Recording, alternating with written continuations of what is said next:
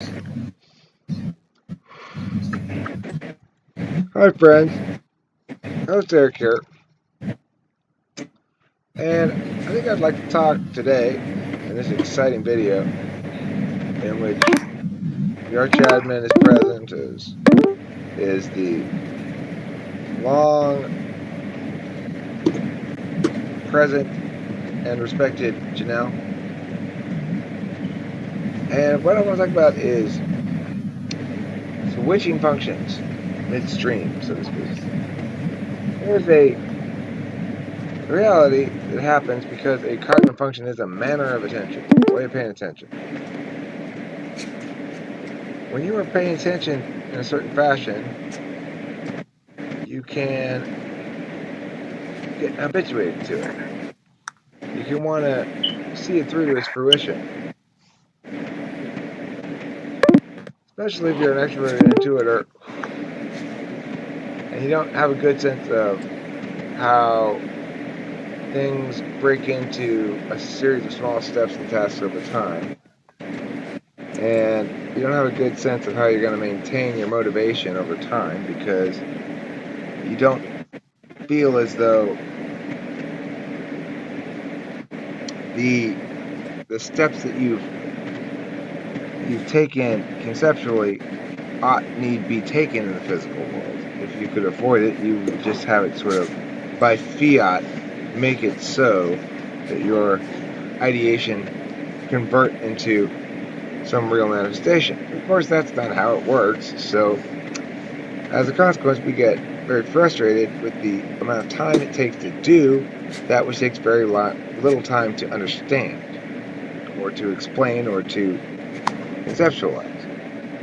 Now, one of the problems I have sometimes is I get too lost in this conceptualization process, such that I frequently forget that for many people, the thing that matters is not the meaning that's generated from it, but the experience itself.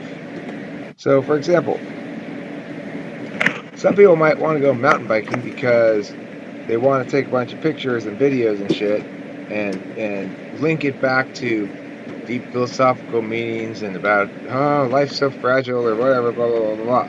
Such people would be called people like me.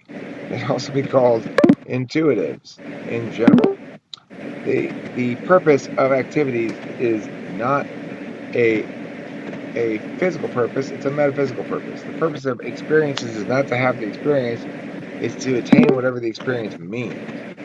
In contrast, of course, sensors are people who do the opposite. They have experiences for the sake of the experiences themselves because they either are so dominantly task oriented, like my dad, the SI, that for reasons unbeknownst to him or anybody else, he just proceeds through a series of those tasks. Or they're going to be more like my mom, who is very well organized and taking care of her own family and her own finances and schedule and stuff like that.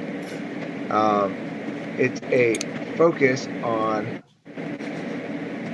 the data rather than what it means. So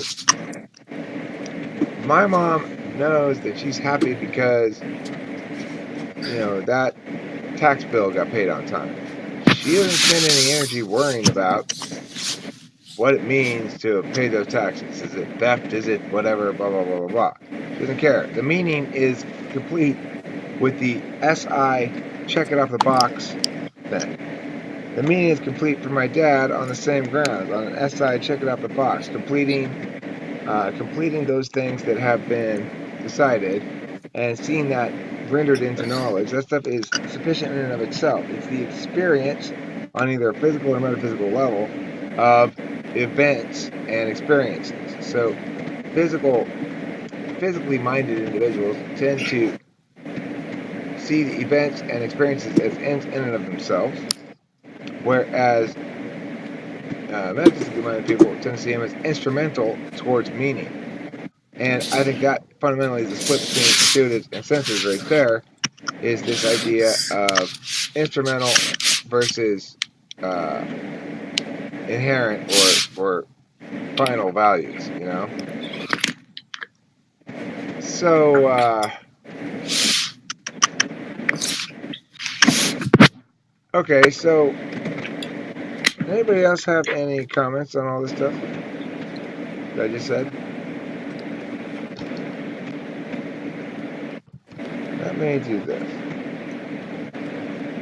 Well, I made this little chart, which I'll show you. It's in progress, but it's enough done to show for the purpose of this short video. I'm going to push the share screen button here. Like that. And then, yeah. Okay, so you'll notice here, if you think about life as involving moves, instruments, objects, and metrics. So there's what you do, there's how you do it, there's what you do it to, and there's how you decide if it was a good thing to do. And if you divide moves, quote unquote, into meaning and experience, broadly into time and space, you'll see each of them you can act or you can log it. So metaphysically, in the meaning plane, we act with NE, we log with SI. On the physical plane of experience, we act with SE, we log with NI, which tells us whether or not our actions were on balance good against the whole, whereas SI tells us whether our actions were good or whatever on balance against what it tells us what happened, not whether it's good or bad, right? It tells us what happened, not whether it's good or bad. So I think the reason for that is any users don't need as much intuitive guidance regarding what's good and bad because they implicitly understand diversity and equality of things that other people get attached to the distinction between. All right, so instrument, that means ends. We already talked about that. And you'll see, for metaphysical people or intuitives, the ends are in any and I. That's what matters. The meaning matters. The means are SESI, whereas the and for the experiment, the means are NE and I, and the ends are SESI. Now, for objects, you'll note that in Timeland, time objects are symbols of the real thing that's considered real, which is agency itself. In Experience Land, space objects and experiences themselves are considered real, and agents to be sort of compiled symbols of expected vectors of force. And then metrics, those break into those metrics right there. That on the meaning level, if you're dealing with ideas, it's TI, people, FE. If on the experience level, impacts, TE, wants, FI. So that's my little chart. That's my little spiel. That's my little talk. Probably nobody was really paying that much attention. Anybody want to comment? No? Well, thanks for watching then, and don't forget to eat plenty of cheese. Wait, I forgot the topic. I remember now. How to get yourself out of that manner of tension. Well, that's what I was doing right now. I was stuck on making that thing and getting frustrated with my TI-NE sort of little, I don't know, blocking the wall.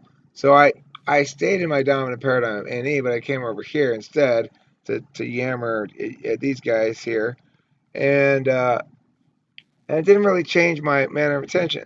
So what I'm thinking is, what I really need to do shortly is I'm going to pull some bong rips, I'm going to listen, participate in chatting around here for a little bit, and then I'm going to go do some SI shit. That means starting to prepare for making dinner. I told Kimberly I'd make dinner later. My work thing didn't last very long. It was like I only talked to Brandon for like half an hour, and that was it. Because my school year is basically done. I got this one big last tournament at the end of the year coming up, TOC, and I prepped the shit out of Brandon and Edmund. Now they don't need any more prep, so we're just sort of killing time, and chopping vines. Anyway, that's neither here nor there. Yeah, I gotta do some SI shit. You guys make yourself change it up. Go, okay, we'll go do some SI shit then. You can do SI shit. You know what that means? It means satisfying your introverted sensing and your sense of yourself and taking care of yourself and handling shit. You can go do some SE shit, like let's go get some exercise.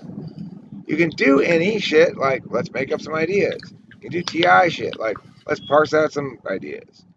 You can do TE shit, like let's figure out how to be more efficient here, and then let's SE it and implement it.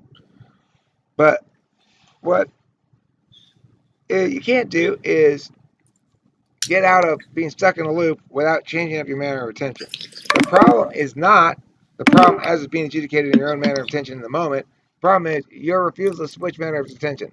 I know this because I get stuck in little moments of like, yeah, but this meaning is most important of all, and I want everybody to. I don't care what anything else is. I want to only care about this meaning. Blah, blah, blah. That's not. It may be true within its own paradigm, but it's my refusal to shift paradigms at that point. That's usually the problem.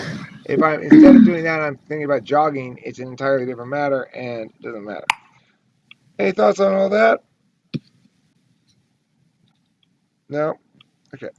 Well then, no, no Forgueto, etc.